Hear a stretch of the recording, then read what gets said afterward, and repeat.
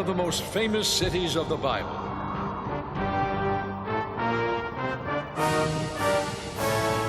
Babylon, an empire that dominated the ancient world as a center of trade, military power, culture, and religion.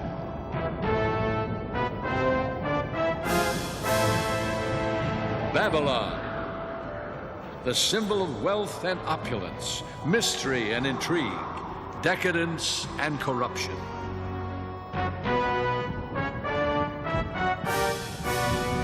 Babylon, the imperial city of Hammurabi and of Nebuchadnezzar, its greatest king. But at its peak, Babylon fell suddenly, in a single night, by the decree of God himself.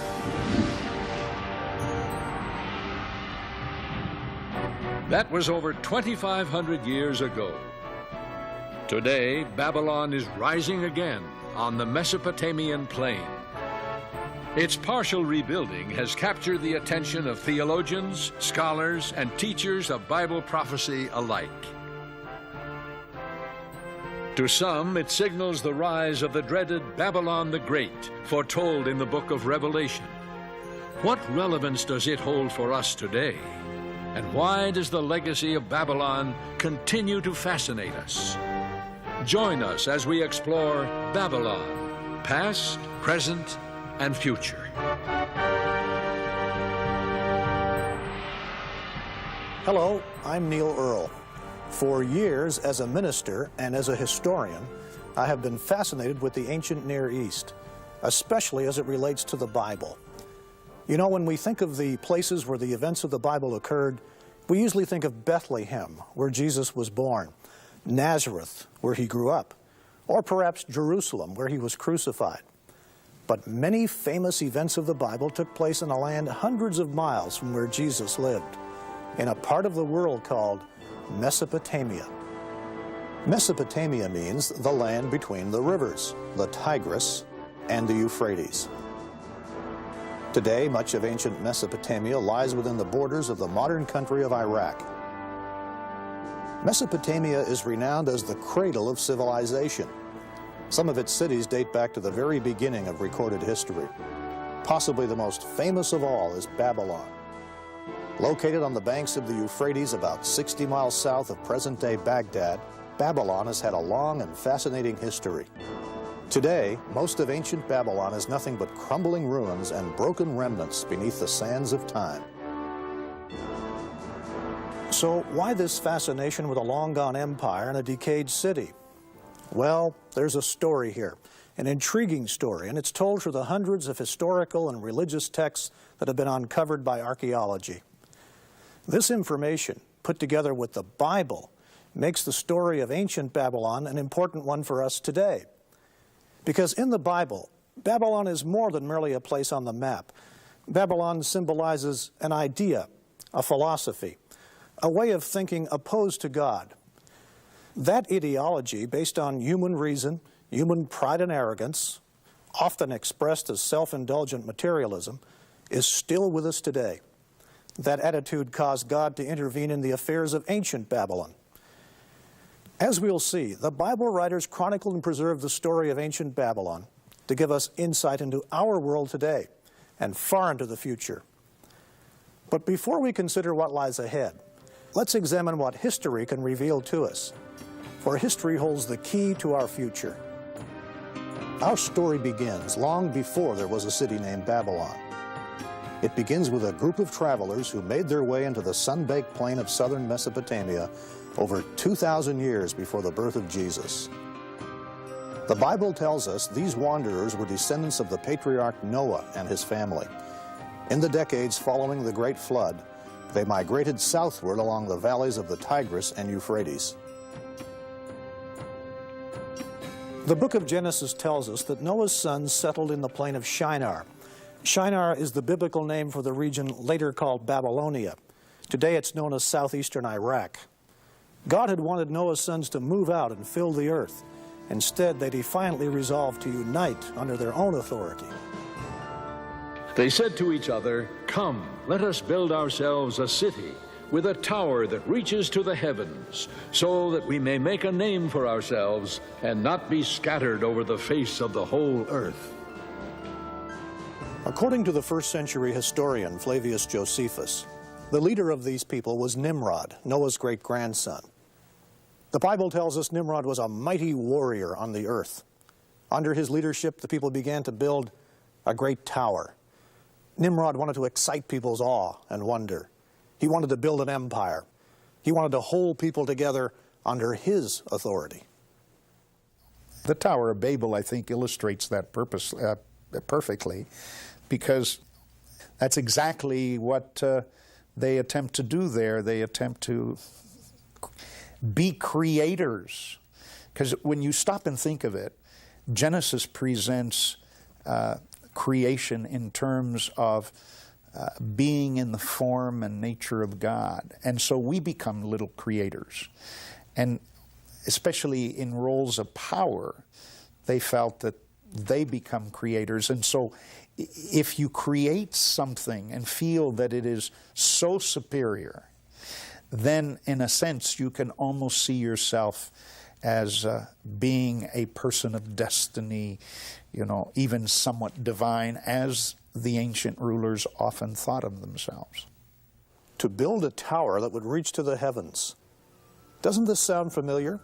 It's humanity's age-old attempt to try to reach the spiritual through the physical.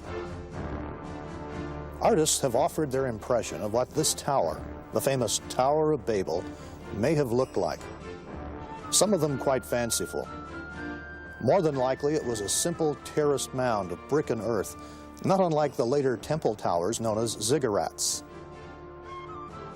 Ziggurats are square at the base, with sloping step sides leading upward to a shrine at the top. The plain of Shinar is flat. A building just 100 or so feet high can be seen for miles around. The medieval Tower of Samarra, for example, located north of Baghdad, is a spiral minaret about 150 feet high. Its prominence throughout the region serves as a convenient directional marker. In fact, some medieval travelers thought it was the Tower of Babel. The Bible tells us that God allowed the builders to work on the tower for a while. Then he intervened. The Lord came down to see the city and the tower that the men were building. The Lord said, "If as one people speaking the same language they have begun to do this, then nothing they plan to do will be impossible for them. Come, let us go down and confuse their language, so they will not understand each other." So the Lord scattered them from there over all the earth, and they stopped building the city. That is why it was called Babel, because there the Lord confused the language of the whole world. In a sudden act, God confused the language of the people.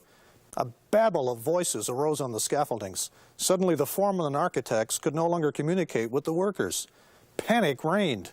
The building of the city and its great tower came to an abrupt halt. In the Akkadian language, the site of the uncompleted city was known as the Gate of God. But the Hebrews named it Babel, based on the Hebrew word meaning to confuse. Babylon is merely the Greek mode of spelling the Hebrew Babel. Either way, Babylon and Babel are one and the same. And Babylonia referred to the region centered around the city. The story of the Tower of Babel was designed to teach an important lesson. God's tolerance of human pride and rebellion has its limits. And very early we see Babylon becoming a symbol of opposition to God. In fact, human pride is a consistent theme whenever the Bible mentions Babylon. The grandiose dreams of the builders of the Tower of Babel makes an important historical benchmark. It gives us our first glimpse into a civilization organized against God. The Tower of Babel was God's first intervention in the history of Babylon. It wouldn't be the last. Over 2 centuries passed. Then we find Babylon re-emerging on the world scene, this time under the Amorites. They founded a dynasty there around 2000 BC. Historians call this the Old Babylonian Empire. The most famous king of this empire was a ruler named Hammurabi. Hammurabi is perhaps best known for his set of laws that have been preserved to this day. The famous Code of Hammurabi, one of the first structured systems of law in history. The laws are inscribed on a polished black diorite stela or pillar over 7 feet high. It's topped by a bas-relief showing Hammurabi standing before the sun god Shamash, god of justice. The stela carries more than 4,000 lines of cuneiform script in the Akkadian language, containing nearly 300 legal provisions. They cover business, crime, family disputes, agricultural interest, and other matters. Though the code invoked some harsh punishments, it did bring law and order to a land where crime and disorder had long held sway. Punishment was swift and certain. Under Hammurabi, Babylon achieved military supremacy in Mesopotamia. He built an empire of unequal power. It stretched from the Persian Gulf to the upper reaches of the Tigris River. Babylon became a leading literary and cultural center, the intellectual capital of Mesopotamia. Babylonian civilization was highly advanced.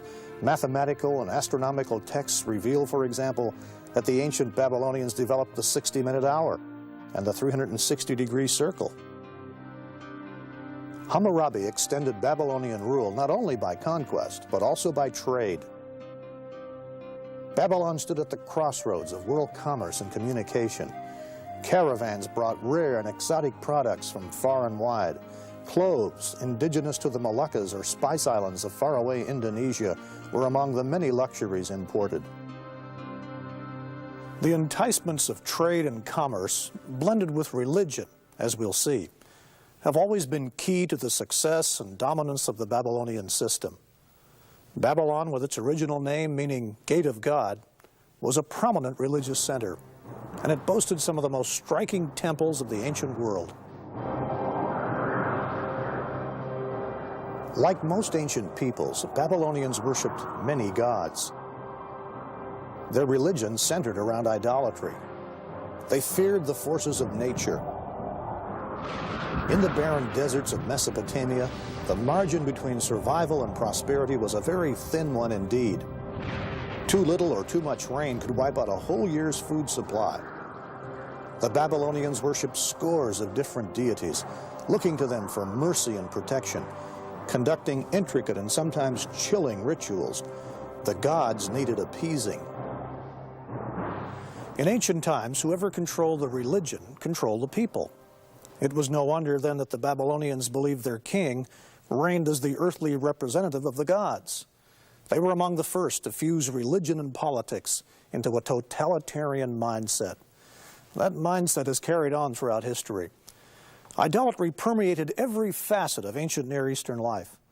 And the problem with this was that the ordinary person was almost completely cut off from the knowledge of the true God, the God of the Bible. This, we will see, is also the Babylonian pattern. Hammurabi's laws enabled the king to maintain strict control. After all, Babylon was built on slave labor, and that state required complete subordination of the individual to its power and its gods. The ancient monarchs were totalitarian.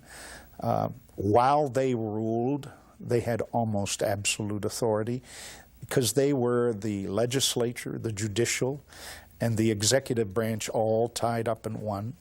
Practically, historically, every king has, in a sense, set themselves up as little gods.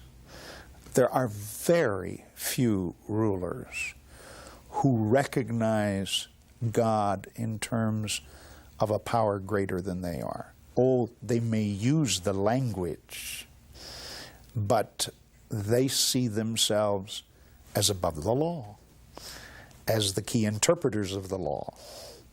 So I always say there are just very few rulers that you could say did not see themselves as little gods. Hammurabi forged one of the greatest empires of the ancient Near East. He laid the basis of a civilization that would endure for more than 1,000 years after his death. But it was a civilization based on power, prestige, the pursuit of wealth, and with little knowledge of the Creator God. Even Hammurabi's dynasty could not last forever. After a reign of more than 40 years, barbaric tribesmen from the mountains in the east moved in to raid and weaken Babylonia. A long, drawn-out time of trouble began. Around 1600 years before Christ, Babylon was sacked and burned by another people mentioned in the Bible, the Hittites. The Hittites carried off Babylonian wealth and prisoners to far-off Anatolia, our modern Turkey.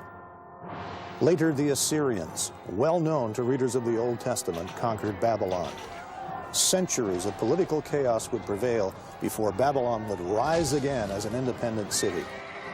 The first great age of Babylon had ended. Ancient Assyria was one of Babylon's powerful rivals.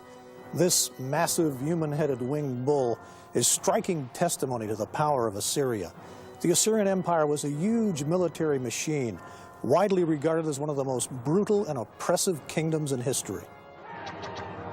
In 689 BC, Assyria's hammer blows inflicted the worst humiliation yet upon Babylon. In an attempt to throttle a Babylonian resurgence, the Assyrian hordes under King Sennacherib pillaged and burnt Babylon. They threw its rubble into the Euphrates. The Assyrians flooded the city. Its very foundations were destroyed. Sennacherib boasted, "I made its destruction more complete than that by a flood, that in days to come the site of the city and its temples and gods might not be remembered. I completely blotted it out with floods of water and made it like a meadow." Sennacherib left Babylon thinking he had dealt the death blow. He was painfully mistaken. Babylon does not go down easily. She would rise again to claim her revenge. And that's precisely what happened. The site of Babylon was eventually occupied and rebuilt by the Chaldeans. It was the Chaldeans who finally humbled proud Assyria. It was in the year 612 BC when the Chaldeans stormed the walls of Nineveh, Assyria's capital city. Nineveh fell. It was utterly destroyed. Today, the ruins of Nineveh attest to the near-total destruction of that ancient city. So complete was Nineveh's disappearance that it wasn't rediscovered until just 150 years ago. Assyria's power was broken, but under the Chaldeans, Babylon was back with a vengeance. And here is a major clue to biblical history and prophecy. Babylon, this great city, this great symbolic nemesis of God, emerges repeatedly from the abyss of destruction. She reappears again and again on the stage of history, powerfully influencing the course of civilization. The Assyrian collapse left a vacuum which both Egypt and Babylon sought to fill. 1,000 years after the golden age of Hammurabi, Babylon at last had a chance to regain the prominence and prestige that had once been hers. It was the summer of 605 BC. Well-armed Babylonian forces struck a sudden and decisive blow against the Egyptians. Their forces met at Carchemish in northern Syria. The battle cost Egypt its control of the Middle East. Now, almost a millennium after Hammurabi, Babylon once again held undisputed power in the ancient Near East. Yes, Babylon was back. But could a resurgent, rebuilt Babylon avert the fate that had already overtaken Nimrod's city and Hammurabi's empire? Time would tell. Babylon, past, present, and future.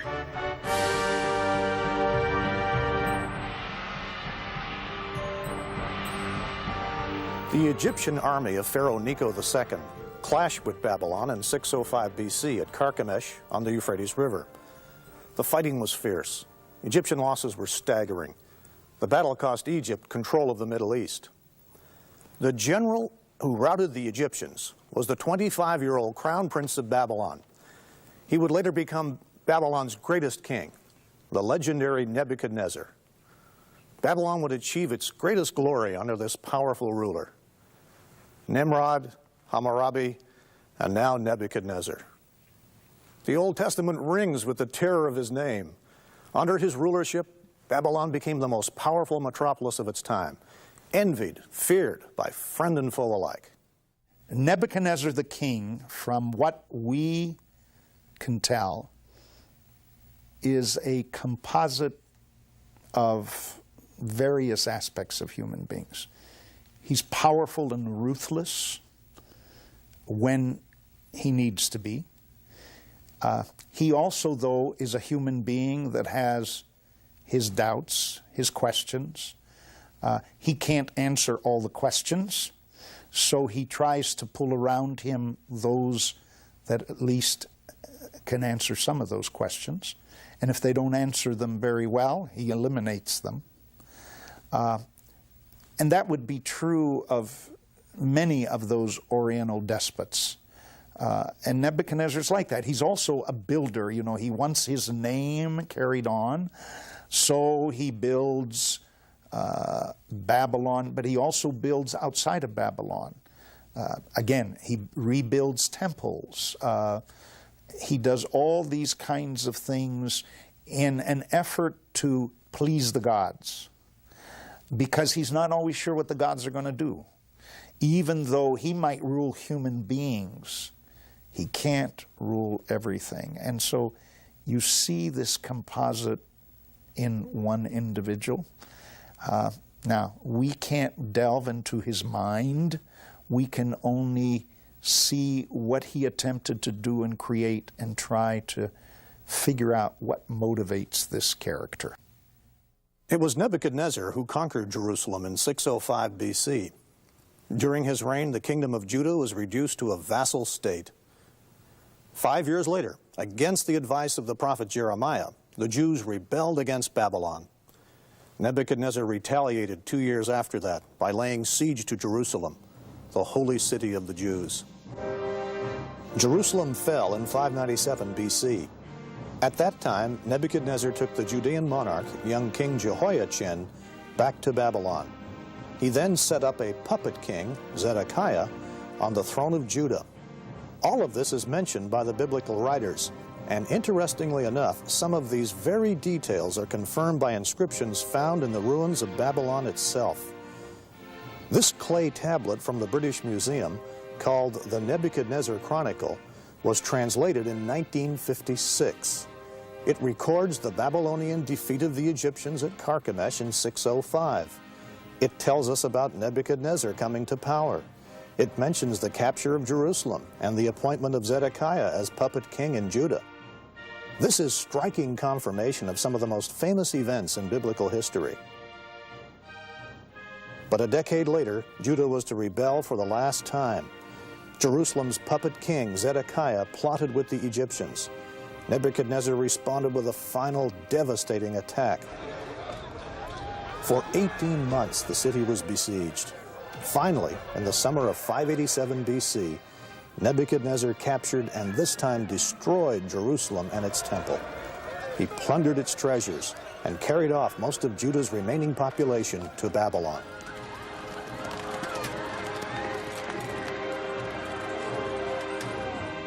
The kingdom of Judah ceased to exist. The Jews became a people of exile. A poignant record of all of this is found in Psalm 137. This beautiful song expresses the extreme sadness of the Jewish captives, crying out for their homeland. By the rivers of Babylon, we sat down and wept when we remembered Zion.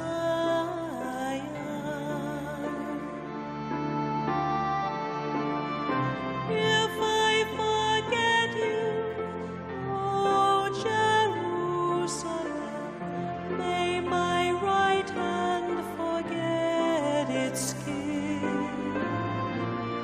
May my tongue cling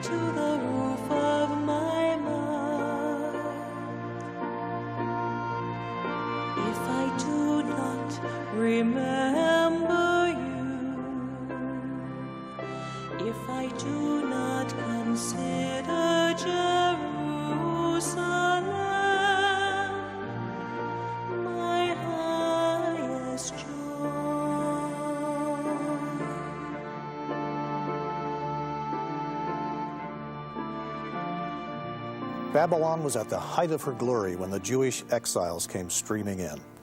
At their first sight of Babylon, the captives must have been dazzled. According to Greek historians, Babylon surpassed in splendor all the cities of the known world. Visitors came from many lands to view Babylon's wonders. Nebuchadnezzar was a great builder as well as a great general, like Ramses II in Egypt, like Solomon in Israel. Nebuchadnezzar's Babylon was a city of magnificent palaces, temples, parks, and gardens. The sheer size and scale of the city was overwhelming. Its population was estimated between 100,000 and 200,000. It was the largest city on earth. Our detailed knowledge about Nebuchadnezzar's Babylon is the result of the painstaking work of the German archaeologist Robert Koldewey. When he began his excavations in 1899, Koldewey's glowing reports were at first dismissed by his colleagues. But as his excavations began to uncover the Babylon of the Bible as a historical reality, his work became the talk of Europe. Just north of the city, Koldewey discovered piles of beautiful blue glazed bricks laying in the sand. The bricks had once decorated the walls flanking the city's processional way. Brick was the standard building material of the Babylonians. Koldewey sent the bricks back to Germany for identification and reassembly. The results were astounding.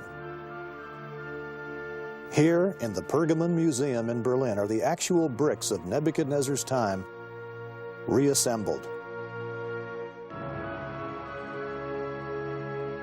These magnificent lions, for example, were a symbol of the goddess Ishtar, one of Babylon's major deities. There were 120 of these flanking the approaches to the massive Ishtar Gate. This is what the processional way looks like at Babylon today.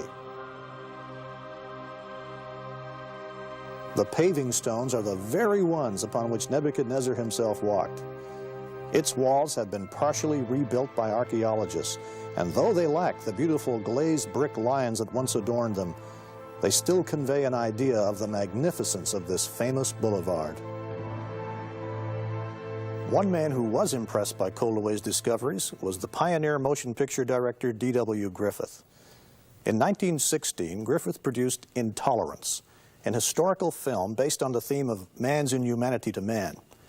The centerpiece of Griffith's movie was a spectacular reenactment of life in Babylon, climaxed by the city's fall.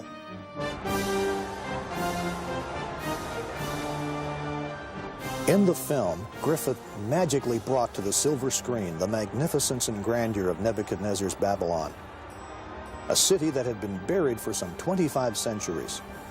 When we use the phrase pagan splendor, it could have been coined for ancient Babylon. Griffith showed a Babylon of great architectural wonders. A Babylon teeming with life and vitality, its streets crowded with merchants, fortune tellers, strolling musicians, moneylenders, soldiers, prostitutes, government officials, bankers, and slaves. Griffith offered the public its first glimpse of the power and magnificence of Babylon in its heyday, and Babylon's incredible greed and sensuality. Nebuchadnezzar's Babylon would dwarf even many of our modern cities in size and splendor. Let's try to grasp its immense scale. Babylon was roughly square in shape. Divided in half by the Euphrates River, the city was built with precision. Its broad, straight streets crossed one another at right angles, like most cities today. Babylon was enclosed by a double defensive wall circled by a moat. It was the most solidly protected city in the ancient world. According to one ancient source, Babylon's walls were over 300 feet high and 85 feet thick. There was enough space on top to enable a 4-horse chariot to turn completely around. The Babylonians felt that their walls were impossible to scale or breach. Defensive towers were positioned at regular intervals. But Babylon's walls were only the beginning of its wonders. The processional way was the main north-south avenue of the city. It was over 70 feet wide, paved with stone and flanked by carved lions. The magnificent processional way led northward to the great temple dedicated to the god Marduk. It was the most impressive street in the ancient world. This is the Ishtar Gate, magnificent and imposing. This was one of 8 fortified gates of the ancient city. They named it after Ishtar, the popular goddess of love. As with the glazed bricks from the processional way, German archaeologists also shipped these vividly colored bricks back here to the Pergamon and reassembled this magnificent gate. The Ishtar Gate was renowned throughout the world, a symbol of Babylon's unrivaled power and might. Through it passed the victorious armies of mighty Babylon as they returned home from distant conquest. The actual Ishtar Gate is in Berlin. Tourists at Babylon can view a half-size replica at the entrance to the site. This was built by the Iraqi government. Not far from the Ishtar Gate, Nebuchadnezzar built a magnificent palace. This palace contained 5 great courtyards surrounded by many apartments and suites. Nebuchadnezzar's throne room lay directly to the south of the central courtyard. Proud Nebuchadnezzar called his palace the marvel of mankind, the center of the land, the shining residence, the dwelling of majesty. This modern reconstruction gives us some idea of what the palace looked like in Nebuchadnezzar's day. Modern bricks stamped with the name Saddam Hussein sit atop the ancient bricks bearing the stamp of King Nebuchadnezzar. The new bricks substitute for the broken and pilfered bricks that once formed the upper courses of the ancient palace. With a little imagination, you can step back in time and enter the palace. Travel through the main entrance, cross the eastern courtyard into a second court, and then on into the large central courtyard. This central courtyard, under reconstruction, is an open area measuring 200 feet by 180 feet. Here, 25 centuries ago, walked visiting dignitaries, foreign ambassadors, court officials, slaves, and exiles. Just to the south of the central courtyard is Nebuchadnezzar's grand throne room. Let's have a look inside. The throne room measures 170 feet by 56 feet. It compares in size with the famous Hall of Mirrors at Versailles in France. Upon this dais, partly recessed into the wall, stood the throne of Nebuchadnezzar himself. In Berlin's Pergamon Museum is a reconstruction of a glazed brick frieze from the walls of the throne room. It gives us a taste of the magnificence of the architecture and decorations of the royal palace in its heyday. What a place this must have been. The effect must have been overwhelming. And that was precisely the point. Nebuchadnezzar's public works were designed to imprint the glory of Babylon and its gods on everyone's mind. Just to the west of the palace along the Euphrates River lay the famous Hanging Gardens of Babylon, one of the 7 wonders of the ancient world. It's said that Nebuchadnezzar built the hanging, actually terraced gardens to please a favorite wife. This young queen, unused to the flat, hot Mesopotamian plain, longed for the cool mountains and forests of her native land. Until recently, many archaeologists believed that the Hanging Gardens had been situated near the Ishtar Gate. It was there, at the northeast corner of the palace, near the Ishtar Gate, that Professor Koldewey had discovered an unusual structure. It was an underground crypt consisting of a series of 14 arched vaults. Nearby was a unique well with 3 shafts. He and later archaeologists concluded that the vaults were constructed to support some enormous weight, possibly the foundations of the Hanging Gardens. But today, many archaeologists believe the vaulted chambers served as a warehouse and administrative complex, because they found ration lists for Jewish exiles. The gardens then would have been more logically situated at the other end of the palace, nearer the river. Imagine what it must have been like. Babylon was at its zenith. Her towering walls were emblazoned with the colorful symbols of a great empire. Yes, Babylon was impressive, but it was also notorious for decadence and sensuality. Cut off from the true God, addicted to commerce and idolatry, Babylon's moral decadence and corruption plummeted to such a level that Babylon became known as the cesspool of vice. That was quite a distinction, especially in the generally licentious climate of the ancient Near East. Once again, we see Babylon as a symbol of all that is opposite to the way of God.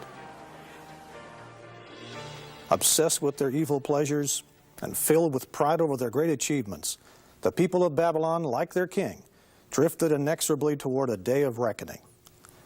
It's easy to see how people could have been seduced by the wealth, power, and open sensuality of Nebuchadnezzar's Babylon.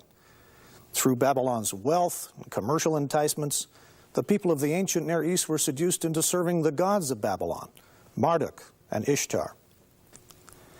As we'll see later, the Babylon, as described in the book of Revelation, is also an enticing mixture of idolatry and commercial power. Another dominant landmark of Nebuchadnezzar's Babylon was a massive 7-stage tower, or ziggurat. This great edifice was reputedly built on the site of Nimrod's original Tower of Babel. The ziggurat was located about half a mile south of the royal palace. Standing nearly 300 feet tall, it was about the same height as the Statue of Liberty in New York Harbor. The Babylonians call it Atemen Anki, the house that is the foundation of heaven and earth. It was topped by a temple covered with blue glazed bricks.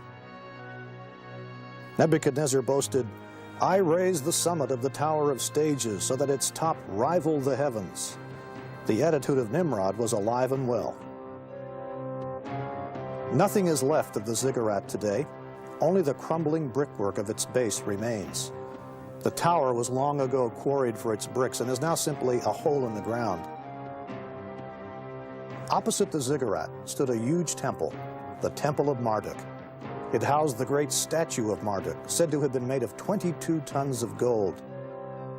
He was commonly called Bel, meaning Lord. From Marduk's shrine, Nebuchadnezzar spread the knowledge of Bel throughout the ancient Near East. This is one reason the prophet Jeremiah singles out Marduk in a prophecy predicting Babylon's downfall. Babylon will be captured. Bel will be put to shame. Marduk filled with terror. Her images will be put to shame and her idols filled with terror. A nation from the north will attack her and lay waste her land. No one will live in it. Both men and animals will flee away. Yes, Babylon looked impregnable. Its power and its wealth dominated the ancient Near East, but so did its cruelty and its rank idolatry. As we saw at the Tower of Babel, God does not forever tolerate human pride and arrogance. In his mercy, God tried to warn Nebuchadnezzar. Nebuchadnezzar began having troubling dreams, but they were dreams of warning from the Creator God himself. Nebuchadnezzar did not know what was happening. Neither did anyone in his court, except one, a young Jewish captive, a man of God named Daniel. Babylon, past, present, and future.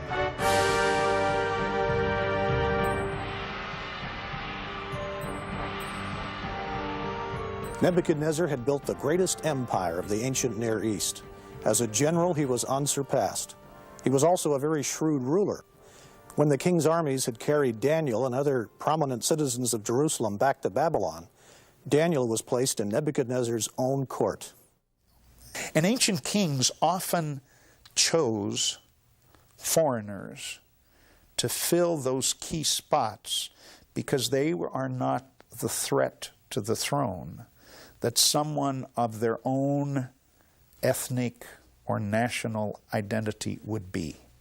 So you use a foreigner, like a Jew, because you use his ability, but at the same time, you're not threatened by that individual.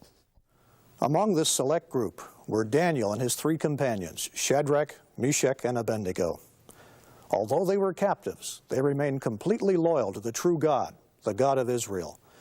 Their experiences of standing up to materialism and idolatry are among the best-known stories of the Bible. When Daniel's three friends refused to worship a golden statue which Nebuchadnezzar had set up, the enraged king committed them to the famous fiery furnace. Then Nebuchadnezzar was furious with Shadrach, Meshach, and Abednego, and his attitude toward them changed. He ordered the furnace heated 7 times hotter than usual, and commanded some of the strongest soldiers in his army to tie up Shadrach, Meshach, and Abednego and throw them into the blazing furnace. So these men, wearing their robes, trousers, turbans, and other clothes, were bound and thrown into the blazing furnace. The king's command was so urgent and the furnace so hot that the flames of the fire killed the soldiers who took up Shadrach, Meshach, and Abednego. And these 3 men, firmly tied, fell into the blazing furnace. Then King Nebuchadnezzar leaped to his feet in amazement and asked his advisors, "Weren't there 3 men that we tied up and threw into the fire?" They replied, "Certainly, O king." He said, "Look, I see 4 men walking around in the fire, unbound and unharmed, and the 4th looks like a son of the gods."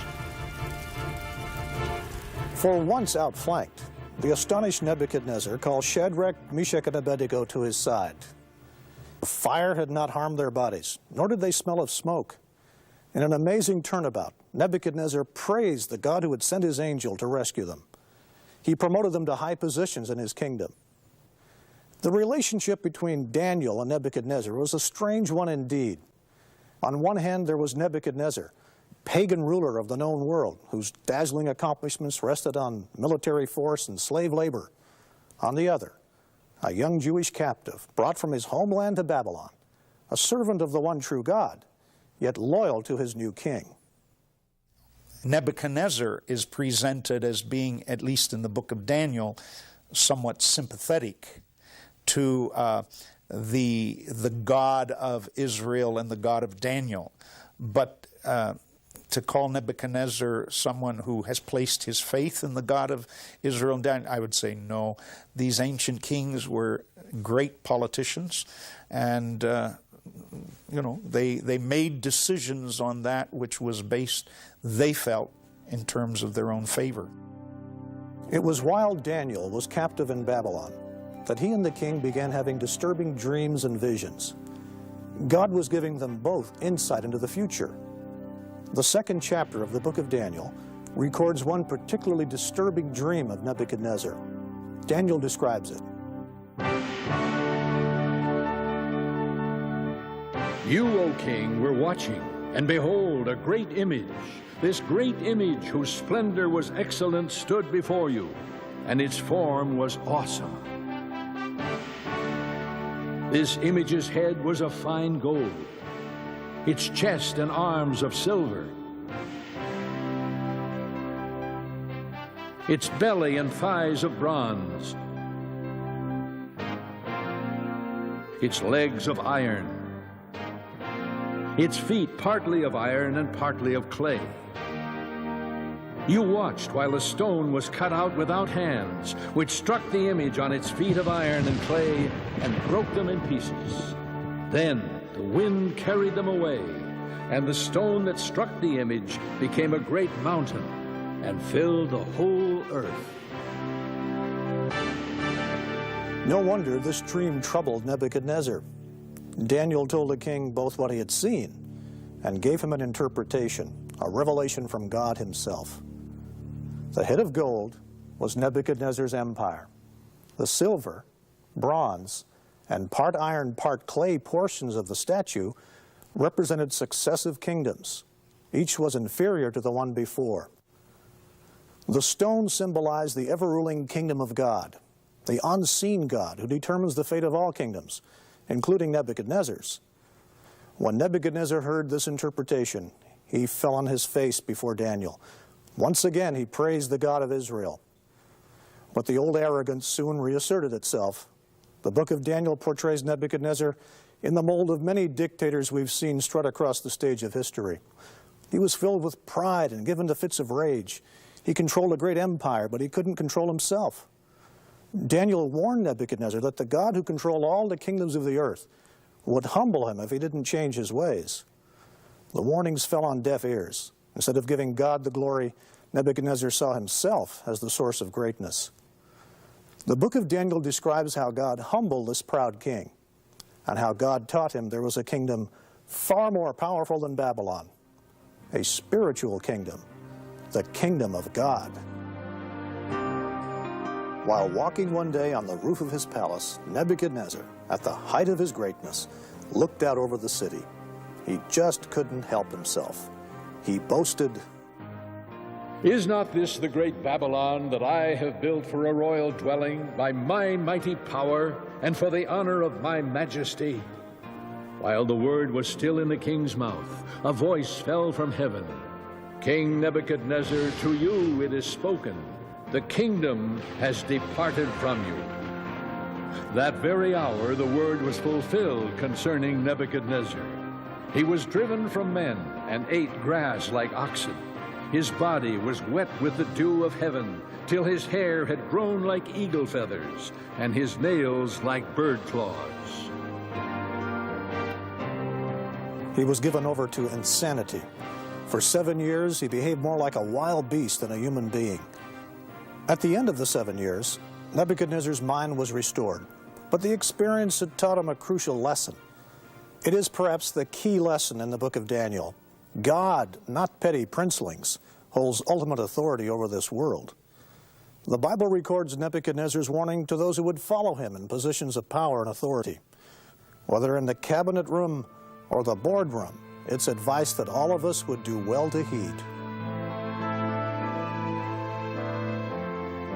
At the end of that time, I, Nebuchadnezzar, raised my eyes toward heaven, and my sanity was restored. Then I praised the Most High. I honored and glorified him who lives forever. His dominion is an eternal dominion. His kingdom endures from generation to generation. No one can hold back his hand or say to him, "What have you done?" Everything he does is right, and all his ways are just. And those who walk in pride, he is able to humble. But if Nebuchadnezzar had learned this important lesson, his descendants had not. After a 43-year reign, Nebuchadnezzar died in 562 BC. He was succeeded by 4 kings within a period of 7 years, each successor weaker than the one before. The last king of Babylon was Nabonidus, or Nabonidus. He seized the throne in 555 BC. His son and crown prince was Belshazzar, the one the Bible calls Belshazzar. For reasons not fully clear, the scholarly and eccentric Nabonidus spent the last 10 years of his reign at the distant oasis of Tema in Arabia. He was studying history and religion. While Nabonidus was away, his son Belshazzar ruled in Babylon. Now comes a fascinating piece of Bible detective work. For centuries, Belshazzar's name was found nowhere outside the book of Daniel. Historians named Nabonidus as Babylon's final king, but no Belshazzar.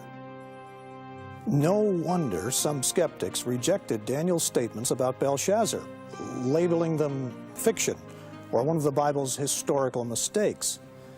But in 1854, several small clay cylinders came to light. They were found here, at Ur of Mesopotamia. They were inscribed with accounts of the rebuilding of this ziggurat by King Nabonidus. The inscriptions concluded with prayers for the health of Nabonidus and for his eldest son, the crown prince, Belshazzar. "And as for me, Nabonidus, the king of Babylon, protect thou me from sinning against thine exalted Godhead, and grant thou me graciously a long life. And in the heart of Belshazzar, my firstborn son, set the fear of thine exalted Godhead." This archaeological find is important for the story of Daniel, because the inscription sheds light on Belshazzar's command in the 5th chapter of Daniel in verse 29. This is where Belshazzar proclaimed Daniel the 3rd highest ruler in the kingdom. Nabonidus was first, Belshazzar was second, and Daniel the 3rd. This is a striking example of the Bible's often minute accuracy.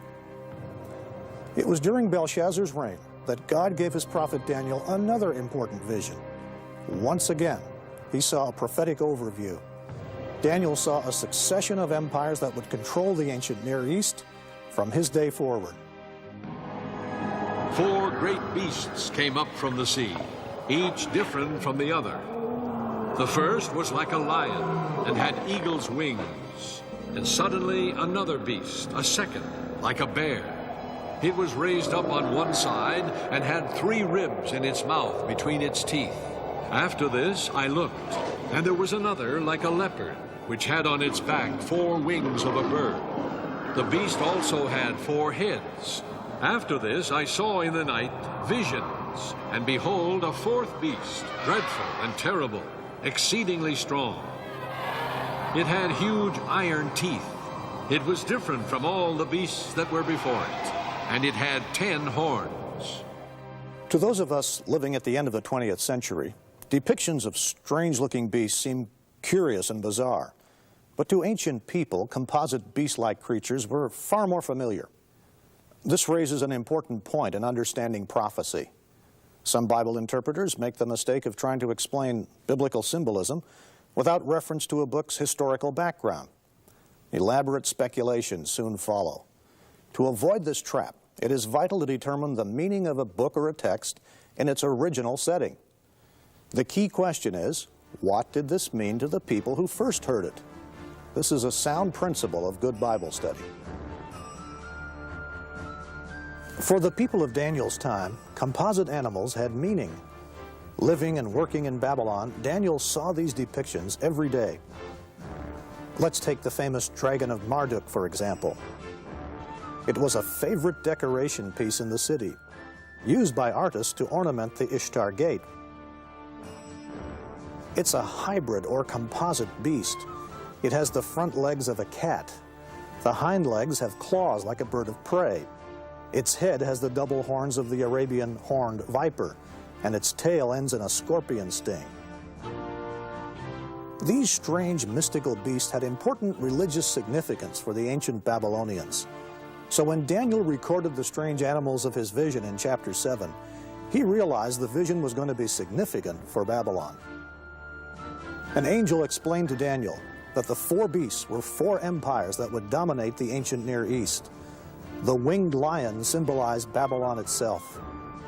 Interestingly, the Lion of Babylon is found to this day on the ancient site of the city. In 1176 AD, local villagers in Iraq discovered this monumental basalt lion. It confirms the lion was the symbol of the goddess Ishtar and of Babylon itself. The lion stands over a fallen enemy trampled beneath its paws. The lion's back has markings indicating that it was meant for Ishtar's saddle. A woman riding a beast? This would be a significant image later on in the book of Revelation. According to many commentators, the bear in the vision symbolized the Medes and the Persians. And sure enough, the Medo-Persian Empire replaced Babylon. The 4-headed leopard has 4 wings. It represented Alexander the Great and the 4 divisions of his empire after his death. The 4th beast has been identified by many Bible commentators as corresponding to the Roman Empire. The book of Daniel paints a vivid picture of the transition from Babylon, the Lion Kingdom, to the Bear Kingdom. It's one of the most famous scenes of the Bible. It was October 539 BC. Apparently during the New Year's festival, Belshazzar had planned a great feast. The king had invited 1,000 of the leading men of his empire for the celebrations. Little did they realize what was going to happen. What made this great banquet so unusual was that it took place while the Persians were besieging Babylon. Yet Belshazzar's faith rested in the mighty walls of the city.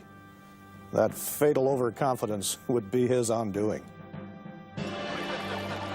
It was during the banquet, in a great show of arrogance in the face of God, that Belshazzar ordered wine to be served. He then toasted the gods of Babylon. He did this with the very golden cups his grandfather Nebuchadnezzar had plundered from the temple in Jerusalem. Suddenly, a strange, terrifying event occurred, probably right here in the throne room of Belshazzar. A mysterious, disembodied hand appeared out of nowhere. It began to write great blazing letters on the king's wall. In the same hour, the fingers of a man's hand appeared and wrote opposite the lampstand on the plaster of the wall of the king's palace. And the king saw the part of the hand that wrote. Then the king's countenance changed, and his thoughts troubled him. Now all the king's wise men came, but they could not read the writing, or make known to the king its interpretation. Then Daniel was brought in before the king, and said, I will read the writing to the king, and make known to him the interpretation. And this is the inscription that was written: Mene, Mene, Tekel, Parsin. This is the interpretation of each word. Mene, God has numbered your kingdom and finished it. Tekel, you have been weighed in the balances and found wanting. Peres, your kingdom has been divided and given to the Medes and Persians. Taken literally, the words Mene, Tekel, and Peres were the names of common Babylonian weights. Before coins were invented, business was conducted using metal ingots as currency. They had to be weighed in a balance against accurate measures, like this 2 mina lion weight, to test their worth. Daniel's interpretation of the writing on the wall played on the root meaning Mene, which means numbered, Tekel, which means weighed, and Parsin, divided. Babylon's time had run out. As the Bible tells the story, on that very night, while the ominous writing glowed upon the wall, the armies of Cyrus the Great were already entering the city.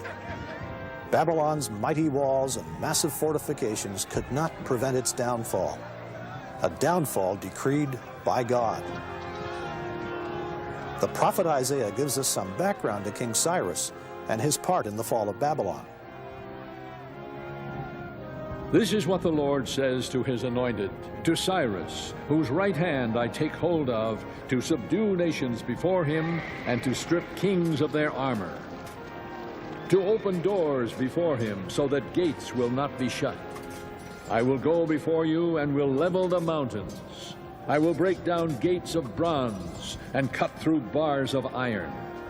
I will give you the treasures of darkness, riches stored in secret places, so that you may know that I am the Lord, the God of Israel, who summons you by name. This scripture hints at the remarkable way Cyrus was able to capture Babylon. With its massive walls, Babylon seemed impregnable. But unknown to the Babylonians, Cyrus had devised an ingenious plan.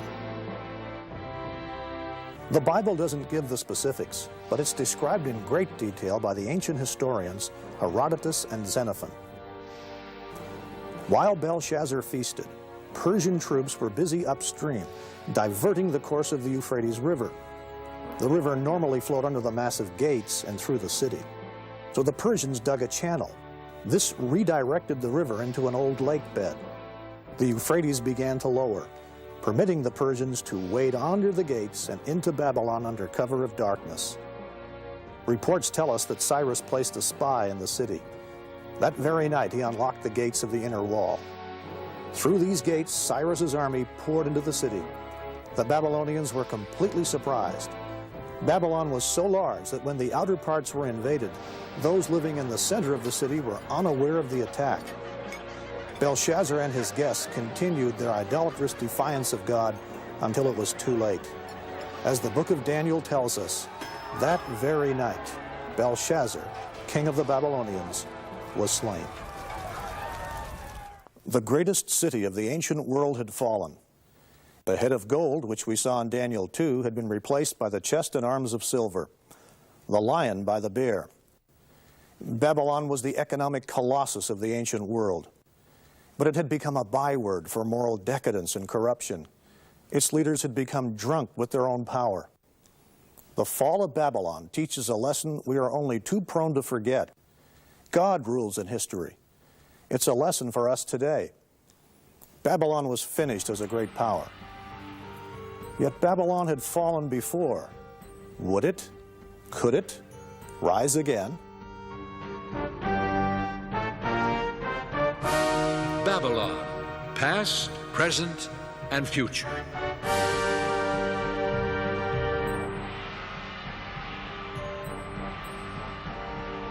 We have traced the rise and fall of Babylon from Nimrod to Belshazzar.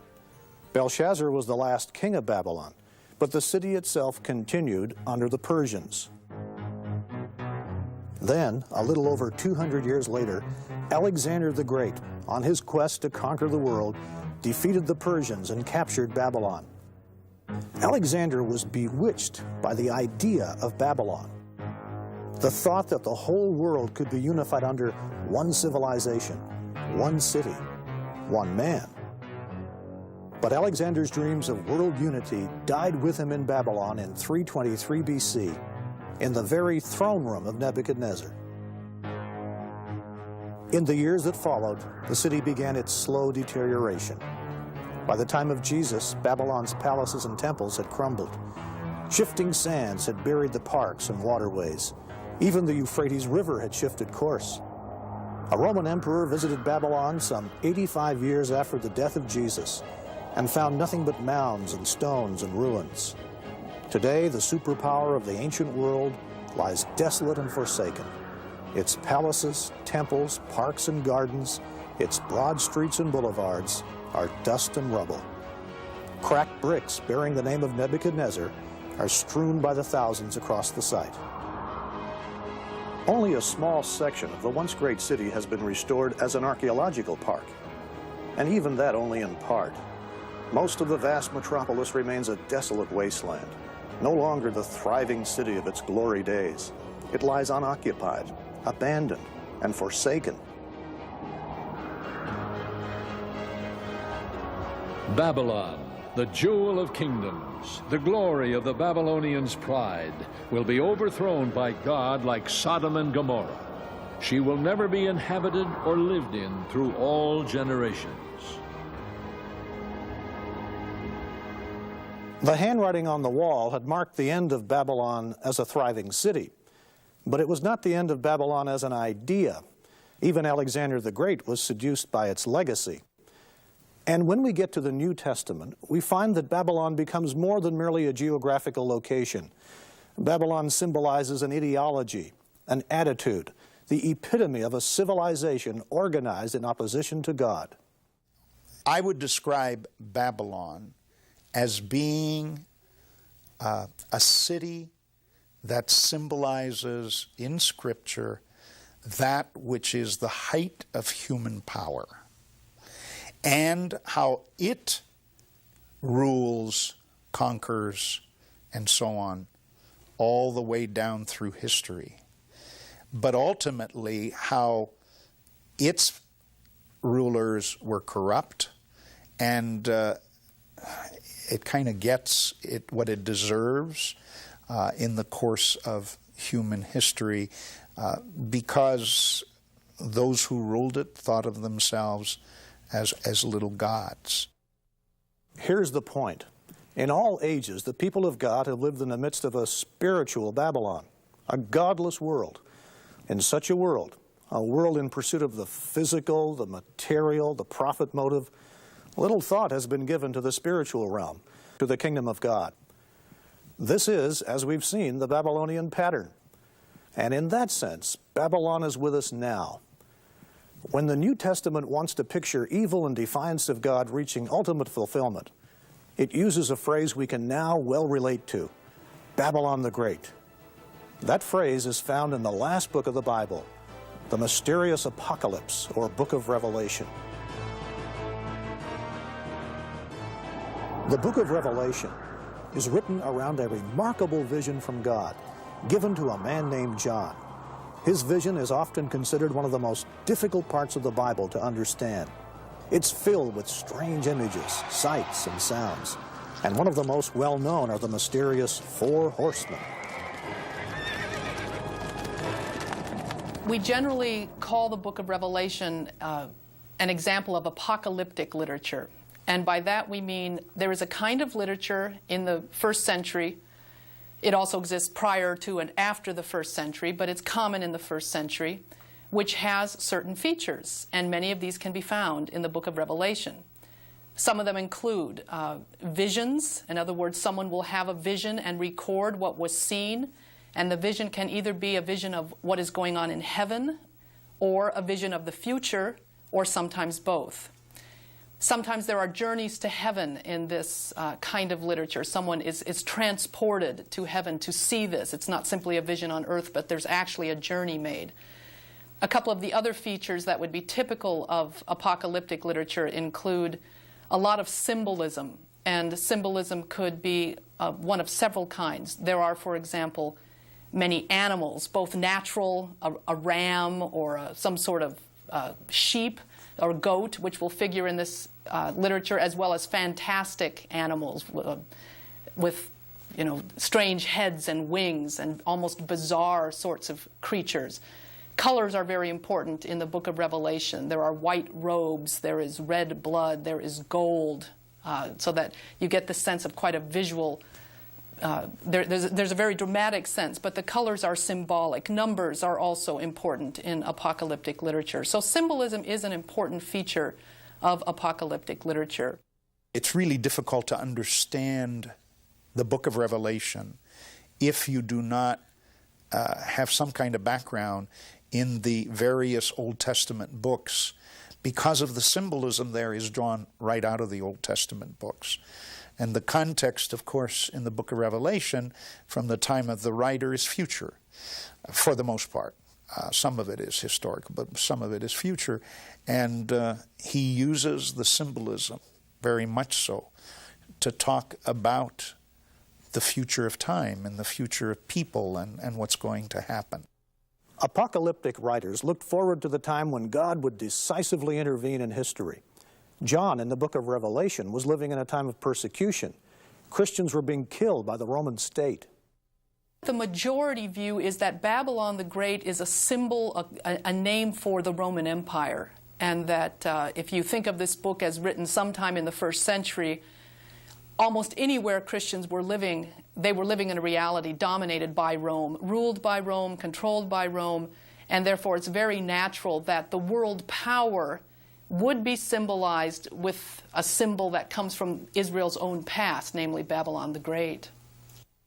In the Old Testament, Babylon is an actual country that carries off the people of Israel into captivity. And I think the author of the book of Revelation then reapplies that symbol as a warning to Christians to say that Rome today can offer the same kind of threat, maybe not a physical captivity, but can indeed be a real danger to the people of God. So there is a sort of recurring or timeless nature to that symbol. The attitude of Babylon the Great is timeless and pervasive. It's an attitude of opposition to God and to the teachings of Jesus Christ. The attitude is insidious because wealth and prosperity look so good on the outside.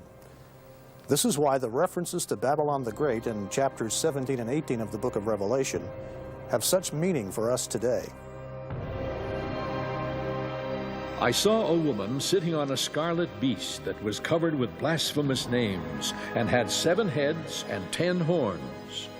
The woman was dressed in purple and scarlet and was glittering with gold, precious stones, and pearls.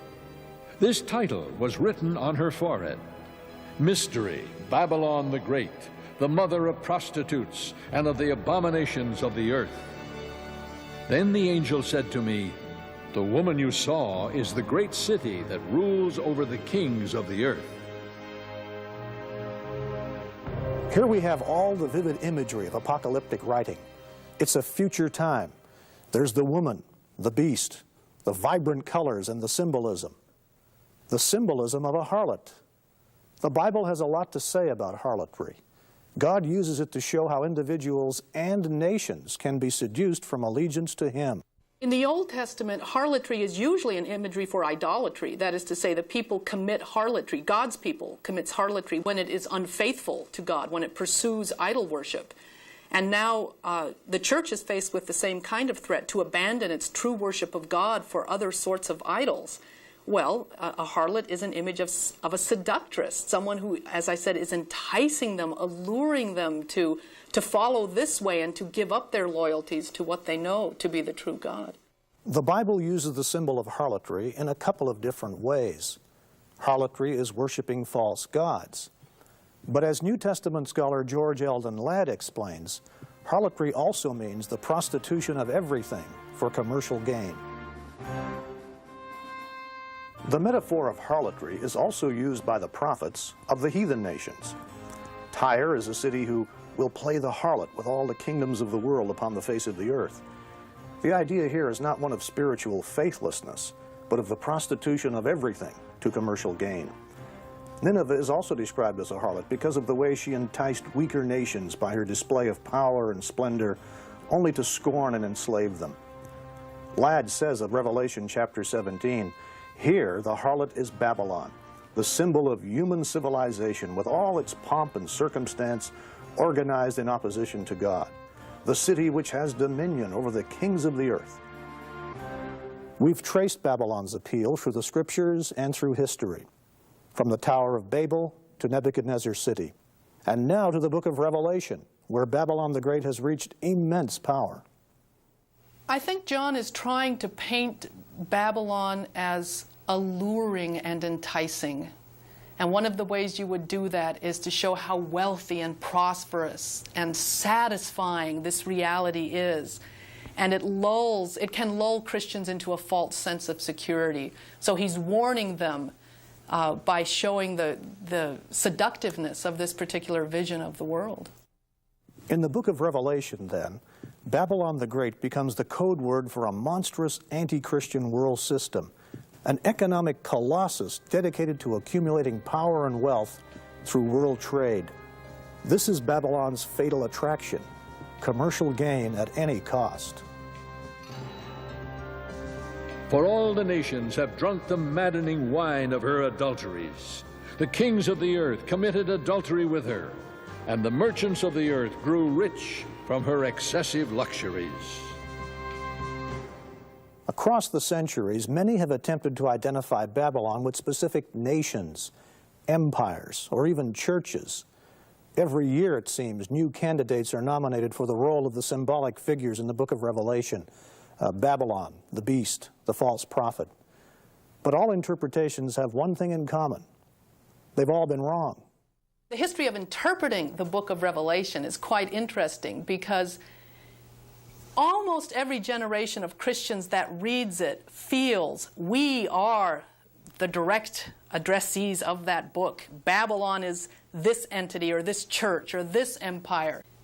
Time and time again, people have predicted the end of events, and then they've had to change their minds, revise, redo. Maybe we read that wrong, maybe we read that wrong, and this refrain is repeated over and over, not just in the 20th century, but the whole history of reading and interpreting this book shows we've been wrong time and time again. Now that ought to tell us that it's very dangerous to jump to conclusions about and to be dogmatic about who is Babylon, when do these events happen. The when question is probably not the most important question in the book of Revelation anyway. That God will triumph. That God will triumph through Jesus Christ. These are the central affirmations of that book. But when it happens and who fits what picture strike me as almost leading us away from the central message of that book. So the book of Revelation describes the final culmination of the spirit of ancient Babylon, an anti-God attitude that is present today, present through history, and will reach its climax at the end of the age. But no matter what happens, God's final triumph over all things is assured. Chapter 18 of the book of Revelation celebrates in advance God's final victory over Babylon the Great. When the kings of the earth who committed adultery with her and shared her luxury see the smoke of her burning, they will weep and mourn over her. Terrified at her torment, they will stand far off and cry, "Woe, woe, O great city, O Babylon, city of power! In 1 hour your doom has come." The merchants of the earth will weep and mourn over her because no one buys their cargoes anymore. The merchants who sold these things and gained their wealth from her will stand far off, terrified at her torment. They will weep and mourn and cry out. Then a mighty angel picked up a boulder the size of a large millstone and threw it into the sea and said, "With such violence the great city of Babylon will be thrown down, never to be found again." Yes, the story of Babylon is a sobering one. That old city buried beneath the Mesopotamian plain has become the symbol of a society given over to greed, a society moving farther and farther away from the knowledge of God. Does this sound familiar? John is describing a world very much like ours today. Merchants in the ancient Near East grew rich by the exploitation of pleasure. Many business people today are doing the same thing. Business deals and buyouts are often based on greed, money, and power. Many individuals take advantage of the system to enrich themselves while exploiting the young, the old, the uneducated, and the unfortunate. Christians are not immune to the seductions of this Babylonian system. We are warned against the deceitfulness of money, riches, power, and pleasure. We are to live instead according to the teachings of Jesus, and those teachings include service, giving, and sharing.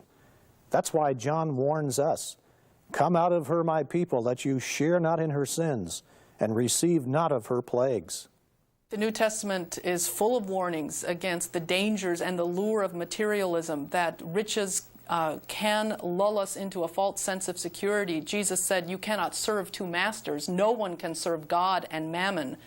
And then in the book of Revelation, of course, Babylon is portrayed as extremely wealthy, and there it is, God or mammon. So it's all part of the picture, part of the trappings, and probably the materialistic note is part of that as well.